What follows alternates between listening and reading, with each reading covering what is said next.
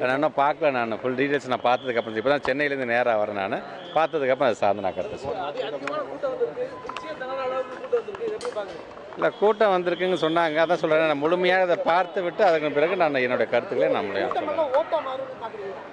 தெரிலங்க. யார் போனாலும் வந்து ஒரு கூட்டம் அப்படிங்கிறது வந்து பார்க்க வராங்க, வேடிக்கை பார்க்க வராங்க, எல்லாம் போகிறாங்க. பட் அதெல்லாம் சார்ந்து ஏற்கனவே சொன்ன மாதிரி தான் அந்த தம்பிங்கள் வீட்லேயும் எங்களுடைய பெனிஃபிஷரிஸ், அரசாங்கத்தோட பெனிஃபிஷரிஸ், அந்த தம்பிங்களோட அண்ணனுங்களோ இல்லை அக்காவோ வந்து கண்டிப்பாக புதுமை பெண்ணில் தமிழ் புதல்வனில் வந்து பயன்பெற்றவர்களாக இருப்பார்கள். அவங்களுடைய சொந்தமாக இருக்கக்கூடியவர்கள் கூட மகளிர் உரிமை தொகையில் வந்து பயன்பெற்றவர்களாக இருப்பார்கள். அவங்க சொந்தக்காரங்களோ இல்லை அவங்க குடும்பத்தை சார்ந்துக்கின்ற பிள்ளை 5வது வகுப்பு படிக்கிற பிள்ளை காலை உணவு திட்டத்தில் பயனாளியாக இருக்கலாம்.